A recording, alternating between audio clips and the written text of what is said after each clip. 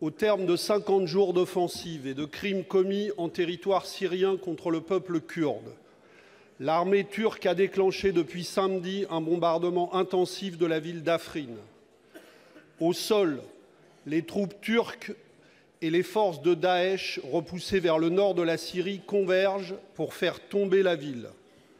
Tous s'apprêtent à commettre une tuerie irréparable, un massacre contre la population d'Afrin et les civils innocents qui y vivent.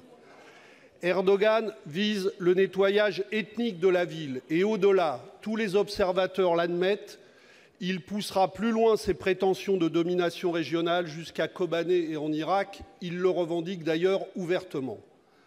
Erdogan vise aussi à Afrin la remise sur pied d'une nouvelle base arrière de groupes criminels djihadistes et de leurs agissements terroristes. Les peuples kurdes et ceux de la région, comme nous-mêmes, en paieraient à nouveau le prix très cher. La cause des Kurdes est donc une nouvelle fois la nôtre. Il y a urgence à stopper Erdogan. C'est une affaire d'heures, de jours. La France doit réagir énergiquement et cesser des ambiguïtés au nom de l'appartenance de la Turquie à l'OTAN ou en endossant les discours du dictateur d'Ankara sur les prétendues menaces sur la sécurité des frontières turques. Ma question est donc la suivante. Quelle action la France a-t-elle entrepris ou compte-t-elle entreprendre par ses propres moyens, avec ses alliés de l'Union européenne et au Conseil de sécurité de l'ONU, pour interdire le survol d'Afrin par l'aviation turque et exiger que les troupes d'Ankara quittent la Syrie? Il est encore temps d'arrêter la folie meurtrière d'Erdogan et de sauver Afrin. Nous vous demandons d'agir et d'agir vite. L'opération que conduit la Turquie depuis maintenant 50 jours dans le canton d'Afrin atteint un stade grave et critique, vous l'avez souligné. Plusieurs centaines de milliers de civils, dont beaucoup sont déjà des déplacés d'avant, attendent de priver d'eau et d'électricité un assaut que les Turcs présentent comme imminent. Cela veut dire des combats de rue dont les populations paieront inévitablement le prix.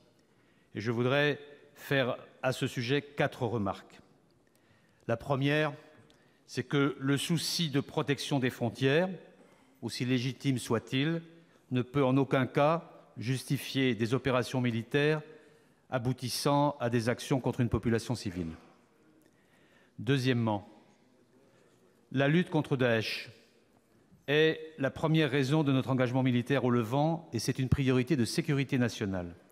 Et nous craignons que l'action de la Turquie n'aboutisse à affaiblir la pression mise en raison du déplacement des moyens restants qui attaquent Daesh sur le nord-est de la Syrie.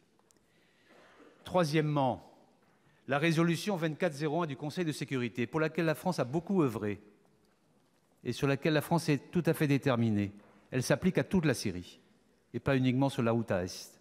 Elle s'applique aussi à Afrin, elle s'applique aussi à Idlib.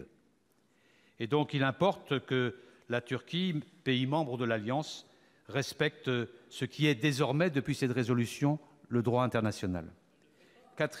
Quatrièmement, la France est mobilisée pour le respect de cette résolution avec ses alliés, avec l'Union européenne, en mobilisant l'opinion internationale pour le respect intégral de la trêve par tout le monde, y compris par les Turcs.